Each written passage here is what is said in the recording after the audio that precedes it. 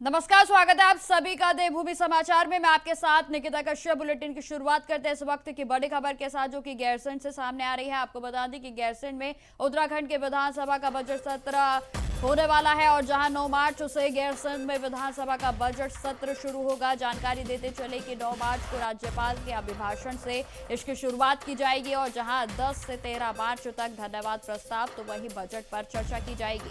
तो इस वक्त की बड़ी खबर आपको जानकारी देते चले कि उत्तराखंड विधानसभा का बजट सत्र इस वर्ष 9 मार्च से 13 मार्च तक गैरसैंण में आयोजित होगा और जहां सत्र पहले दिन 9 मार्च को राज्यपाल के अभिभाषण से शुरू होगा और जहां अगले 10 मार्च को सदन में अध्यादेश को पेश किया जाएगा। तो वहीं राज्यपाल के अभिभाषण से धन्यवाद प्रस्ताव पर चर्चा को शुरू किया जाएगा। जानकारी यह भी देते चले कि 11 मार्च को धन्यवाद प्रस्ताव पर चर्चा जारी रहेगी और इसी दिन वित्तीय वर्ष 2026 से 27 के बजट को सदन में प्रस्तुत किया जाएगा और जहां 12 मार्च को बजट का सामान्य चर्चा और विभागवार बजट प्रस्तुत किया जाएगा। तो वहीं अंतिम दिन यानी कि 13 मार्च को बजट पर सामान्य चर्चा की जाएगी और जिसको लेकर तमाम अटकलें जो है वो आ रही थी कि आखिर इनकी तारीखें कब डिसाइड की जाएंगी और अब इसकी तारीखें जो है वो सामने आ गई हैं, जिसमें कि आपको बताते चले कि 9 तारीख से गैरसैंण में उत्तराखंड के विधानसभा का बजट सत्र पेश किया जाएगा, जहां से शुरुआत हो जाएगी सत्र की। 9 मार्च से गैरसैंण में विधानसभा का बजट शुरू होगा।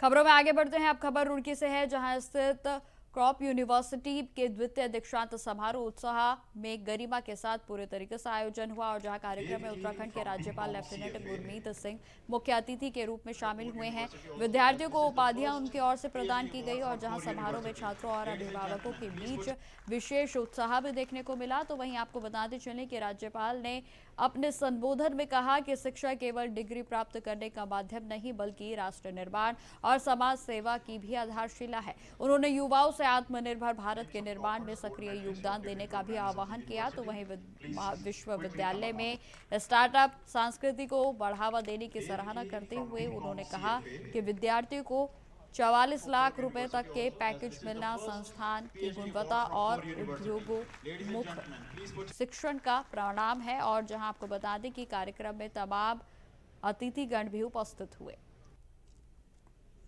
आज बहुत सौभाग्यशाली दिन है कि आज हमने COER यूनिवर्सिटी जो रुड़की में है सेकंड कॉन्वोकेशन को सेलिब्रेट किया। आज 564 विद्यार्थी पास आउट हुए हैं, जिसके अंदर में 21 योद्धाओं ने गोल्ड मेडल हासिल किया। एक बार फिर एजुकेशन के क्षेत्र के अंदर में हमारी बेटियों ने बाजी मारी। अत्यंत प्रसन्नता हुई कि हमारी बेटियों ने बहुत ही उत्कृष्टता एक्सीलेंस का एक अध्याय। उत्तराखंड में आगामी 2027 के विधानसभा चुनाव को लेकर भारतीय जनता पार्टी ने कार्यकर्ताओं और पदाधिकारियों के साथ अब महाप्रशिक्षण कार्यक्रम को शुरू कर दिया है और जहां कार्यक्रम का शुभारंभ मुख्यमंत्री पुष्कर सिंह धामी और राज्यसभा सांसद अमरपाल मौर्य ने किया है। जानकारी देते चलें कि इस अवसर पर प्रदेश के पदाधिकारी, जिला अध्यक्ष, जिला प्रभारी और मोर्चा के पदाधिकारी बड़ी संख्या में मौजूद रहे।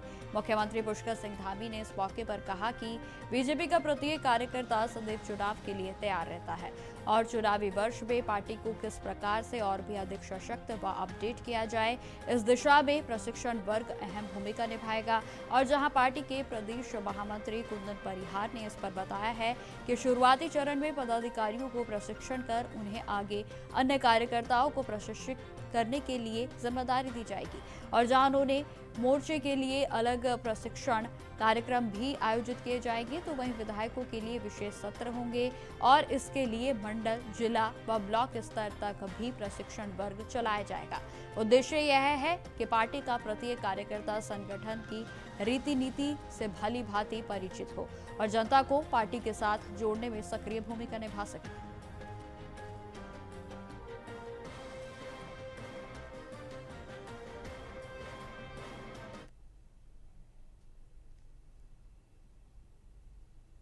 खबरों में आगे बढ़ते हैं। खबर हरिद्वार से है, जहां आगामी 7 मार्च को धामी सरकार के 4 वर्ष पूरे होने के अवसर पर आयोजित होने वाले कार्यक्रम की तैयारियां अब जोरों पर हैं। बताते चले कि उत्तराखंड के मुख्य सचिव आनंद वर्धन ने आज बैरागी कैंप स्थित प्रस्तावित कार्यक्रम स्थल का स्थलीय निरीक्षण किया और जहां इससे पहले उन्होंने गढ़वाल के आयुक्त, आईजी गढ़वाल, कुंभ मेला अधिकारी, जिलाधिकारी, एसएसपी सहित अन्य वरिष्ठ अधिकारियों के साथ बैठक कर कार्यक्रम की रूपरेखा और व्यवस्थाओं पर भी समीक्षा की है। जानकारी देते चले कि निरीक्षण के बाद पत्रकारों से बातचीत में मुख्य सचिव ने यह भी जानकारी दी है कि मार्च के प्रथम सप्ताह में सरकार के 4 वर्ष पूरे होने पर एक भव्य कार्यक्रम को आयोजित किया जा रहा है और जिसमें केंद्रीय गृह मंत्री अमित शाह के शामिल होने की भी संभावना है और इसी को ध्यान में रखते हुए सुरक्षा, यातायात, पार्किंग, मंच व्यवस्था और आमजन की सुविधाओं को लेकर विस्तार पूर्वक तैयारियां सुनिश्चित की जा रही हैं।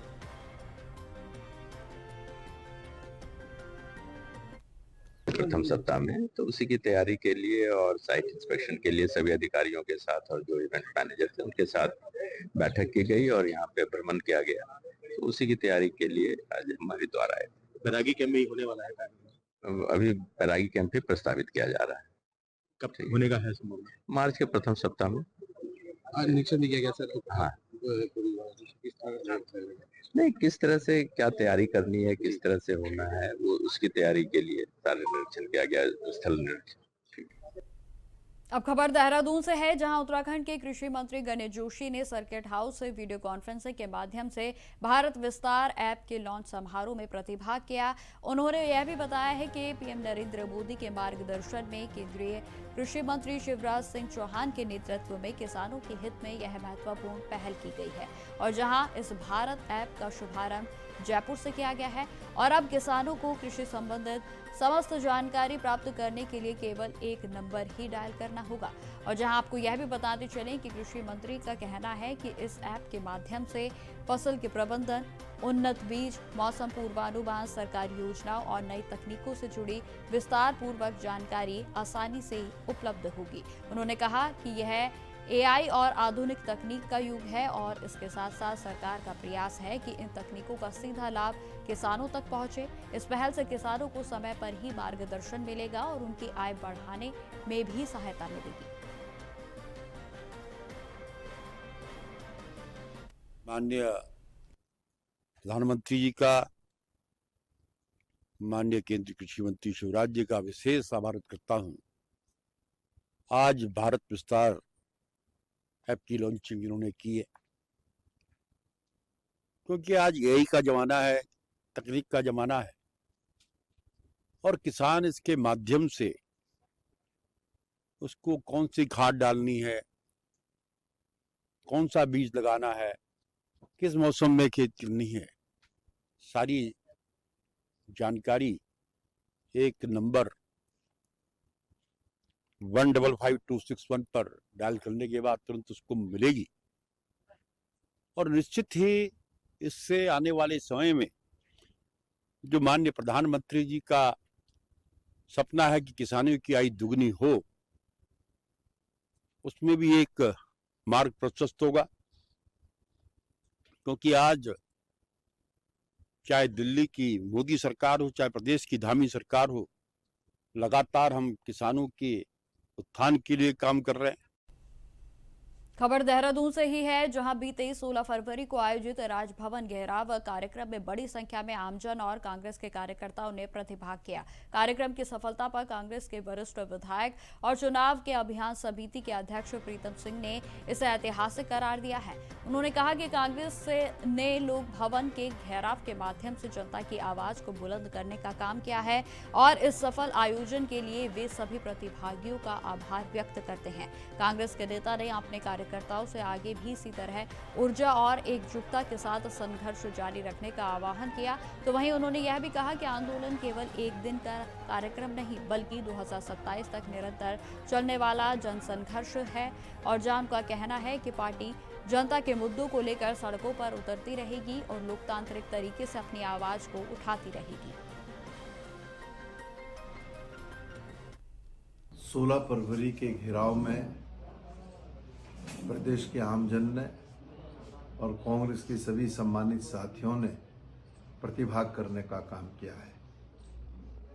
ये घेराव ऐतिहासिक रहा और निश्चित रूप से मैं कांग्रेस के अपने साथियों से कहना चाहता हूं कि आगे भी ये संघर्ष हमको जारी रखना है। ये संघर्ष 2027 तक चलना चाहिए, ये गुजारिश सभी साथियों से है। आज आमजन जो है सरकार से त्रस्त है और वो बदलाव चाहता है, और इस बदलाव में आप सबको महत्वपूर्ण भूमिका अदा करनी है। मैं पुनः आप सबका आभार व्यक्त करता हूँ, आप सबको बहुत बहुत धन्यवाद देता हूँ कि 16 तारीख के घेराव को आपने ऐतिहासिक बनाने का काम भी किया और इसमें प्रतिभाग करने का भी आपने काम किया। आप सबका बहुत बहुत धन्यवाद। खबरों में आगे बढ़ते हैं। देहरादून में बढ़ती आपराधिक घटनाओं को गंभीरता से लेते हुए वरिष्ठ पुलिस अधीक्षक यानी कि एसएसपी के निर्देशन पर जिले भर में व्यापक चेकिंग अभियान को चलाया जा रहा है। बताते चले कि शहर से लेकर देहात तक सभी थाना क्षेत्रों में पुलिस टीमों को सतर्क रहने के लिए सघन जांच के आदेश जारी कर दिए गए हैं। तो वहीं मुख्य बाजारों, बस अड्डा, रेलवे स्टेशन और संवेदनशील क्षेत्रों के साथ साथ शहर के प्रमुख प्रवास मार्गों पर भी विशेष चेकिंग अभियान को चलाया जा रहा है। एसएसपी के निर्देशानुसार देर रात तक अलग अलग स्टेशनों स्थानों पर भी पुलिस टीमों ने संदिग्ध व्यक्तियों, वाहनों और असामाजिक तत्वों की गहन जांच की है। और जहां राजधानी के चप्पे चप्पे पर पुलिस की पैनी नजर को रखा जा रहा है, तो वहीं आपको बताते चले कि कानून व्यवस्था को सुदृढ़ बनाए रखने के लिए भी यह अभियान लगातार जारी रहेगा। और जहां पुलिस अधिकारियों ने स्पष्ट किया है कि अपराधियों को किसी भी सूरत में बख्शा नहीं जाएगा और साथ ही आमजन की सुरक्षा सर्वोच्च प्राथमिकताओं में से एक है।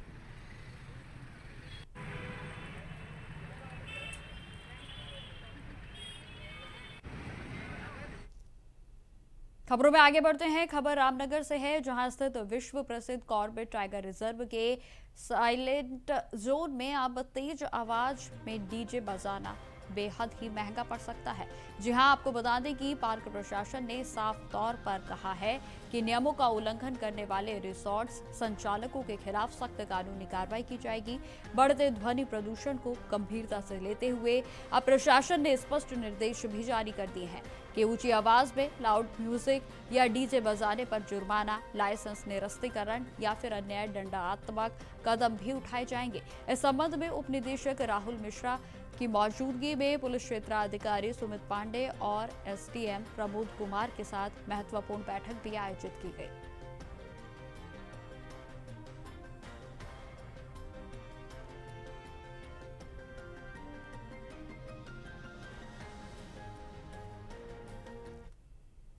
खबर हल्द्वानी से है, जहां कांग्रेस के नेता ललित जोशी के नेतृत्व में स्थानीय लोगों की सिटी मजिस्ट्रेट कार्यालय में ज्ञापन सौंपकर शहर में चल रहे सड़क, नाली और सीवरेज के निर्माण कार्यों में अनियमितताओं को लेकर चिंता को व्यक्त किया गया है।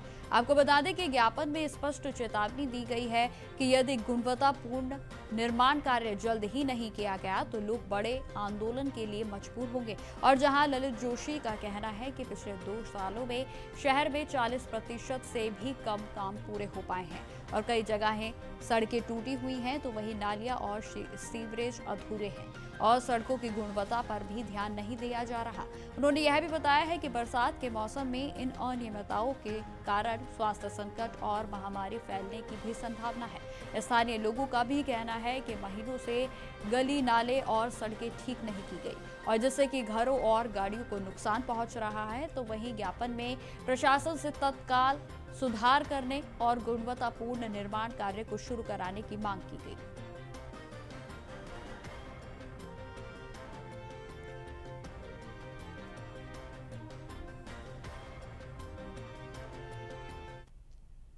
अब खबर देहरादून से है, जहां जमीन कब्जे के मामले पर जिला प्रशासन ने कड़ा प्रहार करते हुए टिहरी में बांध परियोजना के अंतर्गत विस्थापित एक निम्न मध्यम वर्गीय पहाड़ी दंपत्ति को उनके आवासीय भूखंड को दोबारा से कब्जा दिलाया है। जी हां, आपको बताते चलें कि दंपत्ति की भूमि पर पिछले करीब 15 वर्षों से अतिक्रमण और अवैध निर्माण का प्रयास किया जा रहा था और जिस पर प्रशासन ने सख्त कार्रवाई करते हुए कब्जे को हटवाया है। तो वहीं पात्र दंपत्ति को उनका हक भी दिलाया गया।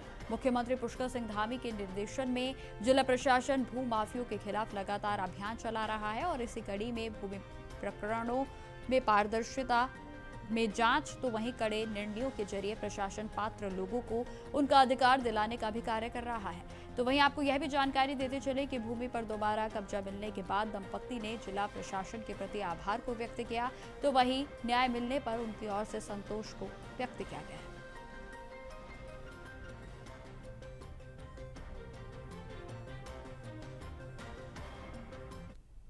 मेरा नाम संगीता रमोला है। मेरे हस्बैंड का नाम सुमेर चंद्र रमोला। हम टिहरी विस्थापित से हैं। हमें सेला कोई अटैक फार्म में विस्थापित ज़मीन मिली हुई थी, आवासीय भूखंड संख्या 29 में। हमारे जो ज़मीन पे कब्जा किया हुआ था यहाँ किसी और ने, और उनके उसे 15 साल बाद हमें आज वो कब्जा प्राप्त हुआ। और हमारे डीएम सर का बहुत सहयोग रहा, जिससे कि हमें हमारी ज़मीन मिल गई है आज। डीएम सर का बहुत बहुत आभार, बहुत बहुत धन्यवाद। अब खबर रुड़की से है, जहां सिविल लाइन कोतवाली क्षेत्र में स्थित नगला इमारती में मानवता को शर्मसार कर देने वाली एक घटना सामने आई है। आपको बता दें कि निर्माणाधीन भवन में कार्य कर रहे रामपुर के निवासी मिस्त्री शाहिल पर करीब दर्जन भर से अधिक लोगों ने फावड़े और लाठियों से जानलेवा हमला कर दिया। मामूली विवाद या पुरानी रंजिश के चलते हुए इस हमले में हमलावरों ने बेरहमी की सारी हदों को पार कर दिया। जानकारी देते चले कि सोशल मीडिया पर वायरल हो रही वीडियो में आरोपियों को साहिल को घेरकर लगातार वार करते हुए देखा जा सकता है, और जहां गंभीर रूप से घायल साहिल को उपचार के लिए अस्पताल में भर्ती कराया गया है, और जहां उसके हालात बेहद ही नाजुक बताए जा रहे हैं। इस मामले में एसपी देहात शेखर चंद्र सुयाल का कहना है कि वायरल वीडियो का संज्ञान लेते हुए उन्होंने जांच के निर्देश जारी कर दिए हैं। उन्होंने यह भी कहा कि मामले की गहन पड़ताल लगातार जारी है, और जो भी दोषी पाया जाएगा उसके खिलाफ सख्त कानूनी कार्रवाई की जाएगी। पुलिस आरोपियों की पहचान कर उनकी तलाश में जुटी है।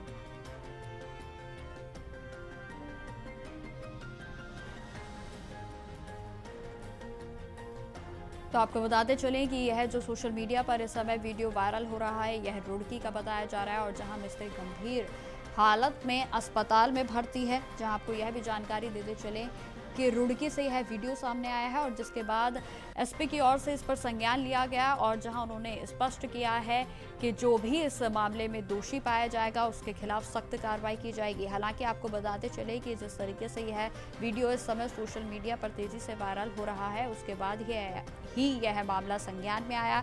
हालांकि आपको यह भी जानकारी दे दें कि इस मामले में किसी की ओर से कोई भी तहरीर अभी तक पेश नहीं की गई है। तो वहीं यह बताया जा रहा है कि यह मिस्त्री गंभीर हालत में अस्पताल में भर्ती है, और जहां उसके हालात भी बेहद नाजुक बने हुए हैं।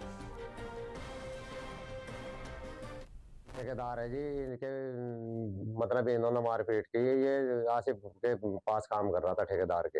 वे वेल्डिंग का काम कर रहे थे, ये पत्थर का काम कर रहे थे वहाँ। और क्या नाम जो प्रदीप बत्रा का काम कर रहे हैं, और क्या नाम जो है पंप, पेट्रोल पंप के पास, नगड़ा इमरती के पास में।